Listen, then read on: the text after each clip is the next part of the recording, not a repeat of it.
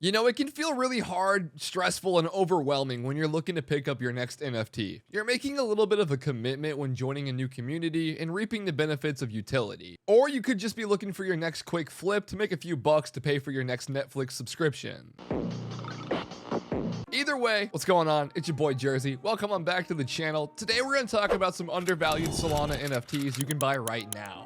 Of course, nothing in this video is financial advice, so please do your own research. I'm an AI. I'm not real. I'm not a real guy talking about financial decisions. I'm fake.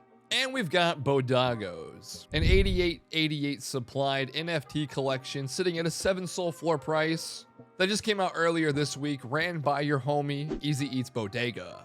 So when it comes to buying Bodagos, you're not only buying into a very strong community, you're buying into a very strong founding team. The same people that brought you the Nifty portal and the Nifty.com. The Nifty portal is already a well-established NFT project on the Ethereum blockchain that kind of works like a DAO alpha pass that gets you into an exclusive group. And the people behind the Nifty portal are going to be Easy Eats Bodega, Pio Vincenzo, not sure how to pronounce it. Sorry, buddy, I love you. And All Nick. These are the main 3 guys that I know and that I've known for a very long time in the space since I started, but I'm sure there's a huge team behind them as well that also help with a bunch of stuff. All 3 of these people have been in the space for a very long time and have been very helpful for newcomers into the NFT space, newcomers into the entrepreneurial space, and they run one of the biggest AMA podcast Twitter spaces of all time. You're also getting a really cool PFP as well, and I feel like with Bodagos, with not a lot of stuff being out there just yet, there's a lot of room for growth, exploration, and adaptation into the markets, as they've quite literally just come out, and I feel like with the team behind them, they only have one place to go, and that's going to be up.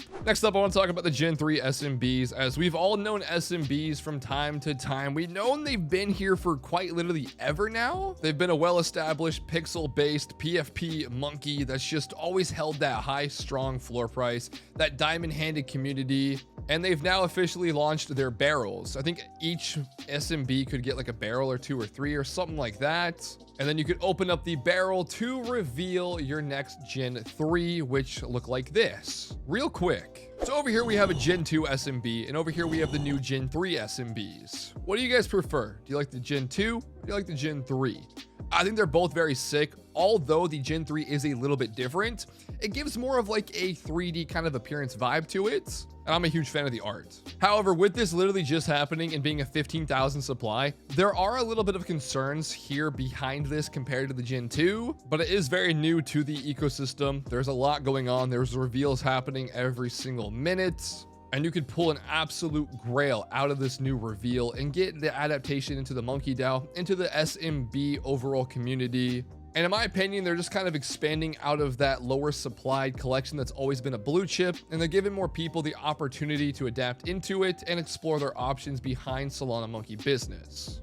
So yeah, I can see SMB Gen 3s going up a lot higher, honestly, plus of like 40 to 50. So tread wisely with your decision making, but I'm a huge fan of SMB and what they did here, and I think they have a lot of room for growth. Let's talk about Mad Lads, the project that is literally just changing the game. Backpack, the NFT crypto Web3 cross-chain multi-chain wallet that has a lot of user functionality behind it. But overall, Mad Lads has probably one of the cleanest PFPs that's more relatable to you as a person. You feel like it's you in a sense. If you find one that looks just like you, and you like the background, you like the shirt, you like the overall direction, I feel like these things can become very, very attachable to your personality. We've seen some really big influencers rock these Mad Lads for a while now, and they've kind of catered their personalities or vice versa to each other. But I think Mad Lads has a lot behind it, a very strong team that literally intertwines with Solana and development and technology use case. So the future for Mad Lads, in my opinion, looks very bright. Let's talk about Experiments, my very own NFT project, a project that is based around 5 factions with a bunch of different versatile artwork that a lot of people either love or they hate.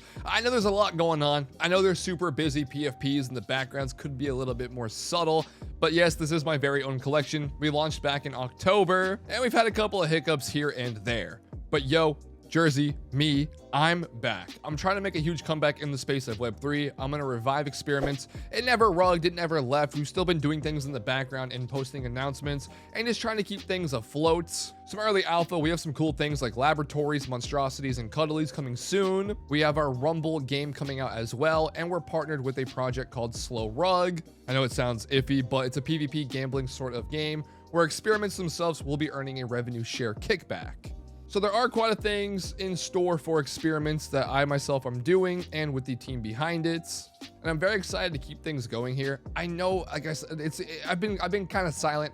I've been kind of distant with Web3 and all the people around it, but hear me out.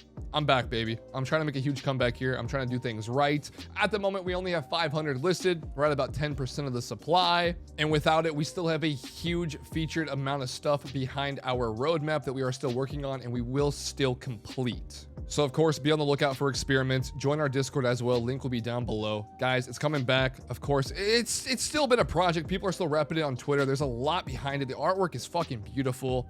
But hear me out. I got things coming, and I'm very excited to push them forward and to actually make some cool new shit happen.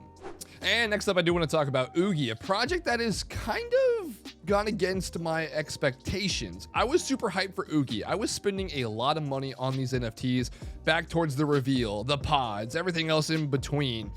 Getting the blasters, selling the blasters, flipping them, using my points and my ooze and revealing. I'm not gonna lie.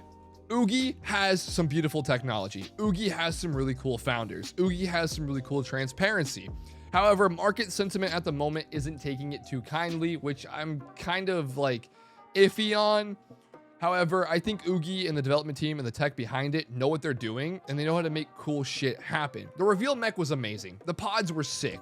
The burning ooze to reveal or re-roll was simply just cool. And I think there's a lot more coming for Oogie. They just recently released their roadmap.